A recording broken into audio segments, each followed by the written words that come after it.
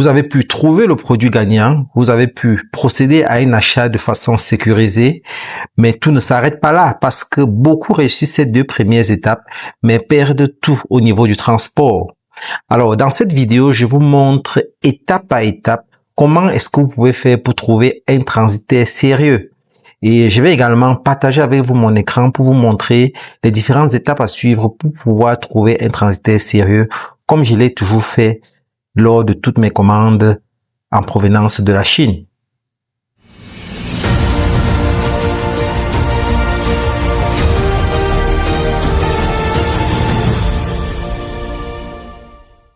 Bonjour à tous et bienvenue sur votre chaîne Réussite, la chaîne qui vous permet d'apprendre, d'entreprendre et de réussir. Pour ceux qui ne me connaissent pas, je suis David Wafo, entrepreneur multisectoriel.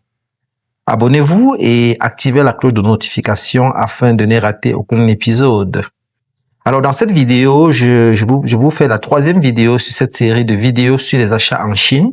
Donc où que vous soyez dans le monde, la bonne nouvelle c'est que grâce à la technologie, grâce à Internet, vous pouvez acheter de façon sécurisée en Chine. Vous pouvez trouver le produit gagnant, acheter de façon sécurisée et pouvoir expédier où que vous voulez dans le monde sans avoir à vous déplacer.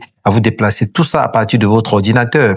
Et après la première vidéo qui portait sur comment choisir le produit gagnant, la deuxième vidéo qui portait sur comment faire des achats sécurisés en Chine, cette vidéo vous parle de comment trouver un transitaire sérieux.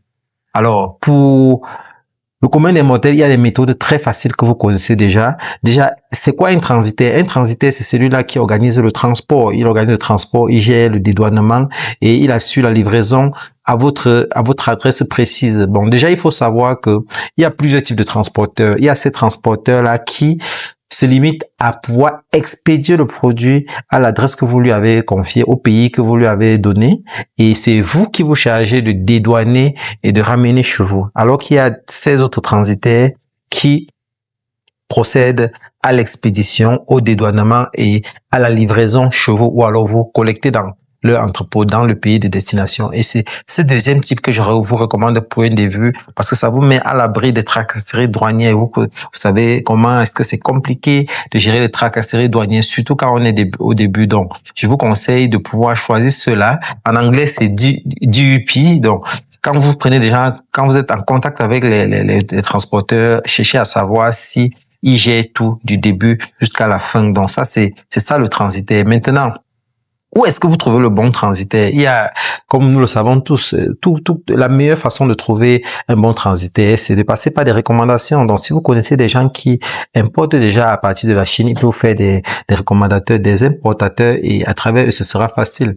Il y a également des groupes WhatsApp, des groupes Facebook d'import-export. Bon, là également, vous pouvez trouver des transitaires là-bas. Il y a des réseaux professionnels des transitaires. Vous pouvez également essayer de vous rapprocher d'eux pour essayer de trouver quels sont les bons. Il y a, par exemple, la chambre de commerce de votre pays. À partir de là, vous pouvez trouver quels sont les importateurs. Alors maintenant, une fois que vous avez trouvé l'importateur, la prochaine étape, c'est de vérifier que c'est un bon importateur. Donc, comment est-ce que vous vérifiez? Vous vérifiez s'il a une adresse physique parce que c'est important. Quelqu'un ne peut pas prétendre vous dire qu'il est importateur alors qu'il n'a pas une adresse physique avec un entrepôt où il range ses produits. Donc, vous devez vérifier ça. Vous devez avoir un contrat écrit avec cet importateur. Il doit vous produire un devis détaillé de ce que ça va vous coûter pour que vous puissiez vous préparer. Également, il va vous assurer que il a une assurance qui garantit que s'il arrive quelque chose à vos produits pendant le transport, que l'assurance puisse couvrir. Également, quelque chose de normal, c'est quoi? Il doit avoir une historique vérifiable. Vous devez être capable de vérifier son historique, de vérifier qu'effectivement, il a déjà eu à rendre des prestations pareilles avec des preuves à l'appui, par exemple. S'il ne peut pas vous les montrer, vous devez essayer de mener une enquête pour vérifier ça. Bon, maintenant, une fois que vous avez trouvé le transitaire et que vous avez vérifié qu'il est crédible, la prochaine étape, c'est de choisir le type de transport que vous allez utiliser pour transporter la marchandise. À travers l'avion, ça prend généralement 5 à 10 jours, mais le problème, c'est que c'est plus cher. Mais c'est idéal pour de petites quantités. Par exemple, les échantillons, vous pouvez les faire venir par ce moyen-là. Également, si vous avez des petites quantités à importer, vous pouvez les faire venir par avion.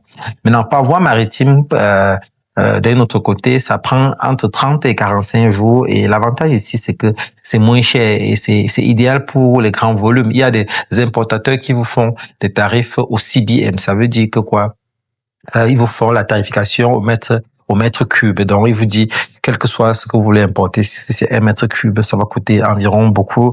J'ai régulièrement eu certains qui ont parlé de 300 000 francs, par exemple. Donc, et là, il vous livre ça dans son entrepôt. Donc, il expédie le produit et il dédouane et vous venez simplement récupérer dans son entrepôt quand c'est fait.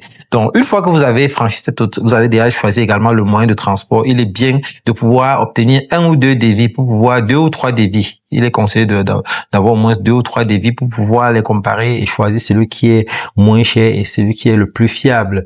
Donc, voilà un peu de quoi il est question. Donc, ici, ce que je vais faire, je vais partager avec vous mon écran et vous montrer une autre façon de pouvoir trouver les transitaires. Parce que moi, toutes mes importations en Chine, je n'ai pas procédé par les voies que je vous ai montrées, bien qu'elles sont également très importantes. Ce sont des voies que nous utilisons au quotidien. Mais quand on s'engage en ligne, on n'a forcément pas toujours besoin de se faire accompagner. Si on a personne qui peut nous faire des recommandations, la plateforme Alibaba, la bonne nouvelle, c'est que la plateforme Alibaba nous permet également de trouver ces transitaires sérieux avec lesquels nous pouvons travailler. Et je vais vous montrer comment est-ce qu'en ligne, sur la même plateforme Alibaba où j'ai eu à faire la commande, j'ai régulièrement trouvé de bons transitaires qui m'ont donné satisfaction. Plus je vais partager avec vous mon écran et le procédé est le même. Alibaba, on va sur Google Chrome, on choisit Alibaba.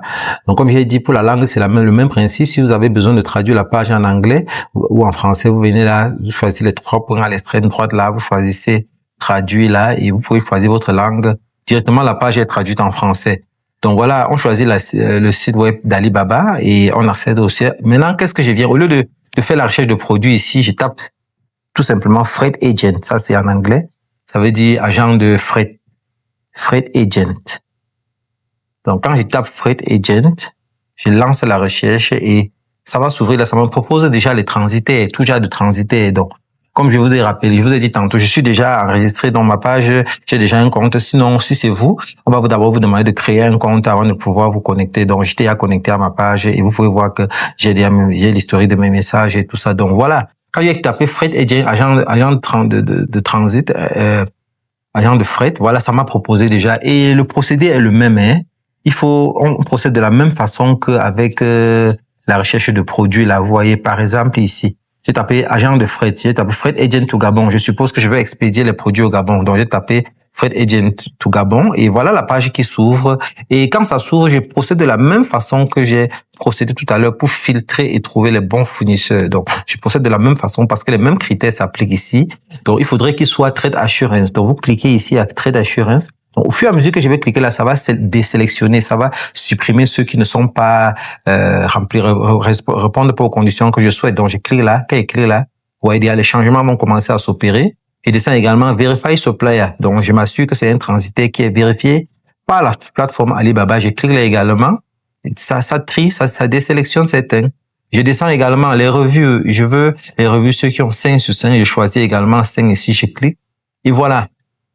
Donc, voilà la liste des transitaires certifiés, cliquez sur comparer. Ils sont tous ici. Et ce que je fais, c'est quoi? Donc, je clique les petites cases là. Je sélectionne toutes les petites cases là. Ça va me permettre de pouvoir faire un envoi de messages groupés à tous ces fournisseurs-ci en même temps. Donc, voilà. Donc, quand j'ai cliqué ça, je viens ici en haut. Donc, la même chose que j'avais fait quand j'achetais les produits. Donc, je clique sur Contact Supplier. Et voilà, tous les transitaires que j'ai choisis sont là. Alors, ce que je fais, c'est quoi? Je déroule jusqu'en bas là, et ici, je pose mon problème. Je leur dis, par exemple, je suis au Gabon et je viens d'acheter tel produit, telle quantité, ça fait tel nombre de kilos et ça fait tel volume. J'aimerais expédier ça au Gabon. Donnez-moi la cotation, peut-être par voie aérienne ou alors par voie maritime, et dites-moi combien de temps ça va mettre pour arriver à destination. J'aimerais savoir si vous chargez de l'expédition et du dédouanement de manière à ce que je puisse simplement récupérer dans votre entrepôt, parce que c'est ce que je souhaite. Donc ici, quand vous allez exprimer ce besoin-là, vous allez écrire ça ici, là, et quand vous avez fini d'écrire là, vous envoyez. Ça va aller à tous ces transitaires-ci. Et ce qu'ils vont faire, ils vont revenir à vous tous avec des cotations. Donc, chacun, vous allez recevoir maintenant les cotations. Vous allez comparer les cotations de chacun. Certains vont vous dire, non, nous ne dédouanons pas pour vous, nous expédions seulement. Là, vous mettez ceux-là de côté. Ceux qui vont vous dire qu'ils vont le faire, ils vont vous donner leur tarif. Vous allez maintenant prendre tout cela, vous allez comparer les tarifs et à partir de là, maintenant, vous allez décider de faire le paiement. Et quand il est temps de faire le paiement se fait toujours sur la plateforme Amazon parce que, comme je vous l'ai dit tantôt, c'est une plateforme qui permet également, ça permet non seulement de faire les achats, mais de faire également les paiements. Tous mes paiements se font sur la plateforme parce que quand vous allez choisir un transitaire, vous allez lui demander de vous envoyer le lien de paiement. Quand il va envoyer le lien de paiement Amazon, vous allez cliquer sur le lien de paiement et vous allez pouvoir entrer vous allez choisir le mode de paiement. Voilà les modes de paiement qui existent. Par exemple, les cartes Visa, vous pouvez payer par PayPal, vous pouvez payer par Mastercard, par carte de crédit et tout ça. Je dis, si vous n'avez pas de carte de crédit ou de débit card, achetez une carte bancaire Visa prépayée et vous chargez l'équivalent de ce qui est nécessaire pour pouvoir faire cet achat, ou alors pour payer le transitaire. Et une fois que c'est fait, vous faites le paiement sur la plateforme. Donc, vous demandez chaque fois que vous êtes convenu avec le fournisseur, que ce soit celui qui vous vend la marchandise, alors, ou celui qui va se charger d'expédier la marchandise. Vous lui demandez de vous envoyer le lien Amazon pour le paiement, le lien d'Alibaba, le lien de paiement sur Alibaba. Et quand il va vous envoyer le lien, vous allez cliquer, ça va s'ouvrir, vous allez bien voir que c'est sur le site web d'Alibaba. Et là, vous pourrez, le montant sera déjà là tel que convenu avec lui, avec les détails de ce que vous avez à payer, de ce pourquoi vous avez à payer. Et c'est comme ça que vous allez faire le paiement. Ça va débiter automatiquement de votre compte. Donc, vous pouvez regarder, par exemple, si on va dans mon profil, là, vous voyez les transactions, les transactions que j'ai eu à faire. Donc, tous, je les paye toujours à travers cette plateforme-ci, par exemple. Donc, vous voyez, voilà, la liste, par exemple, des dernières transactions que j'ai eu à faire, les paiements que j'ai eu à faire régulièrement. Donc, voilà un peu de quoi il est question. Donc, voilà. Merci les amis. Si vous avez aimé cette vidéo, commentez, laissez un commentaire et je me ferai le plaisir. Si vous avez besoin d'éclaircissement sur certains points d'ombre, laissez un commentaire et je me ferai le plaisir de vous répondre ou de produire davantage de vidéos comme ça pour vous aider à vous lancer en ligne. Merci.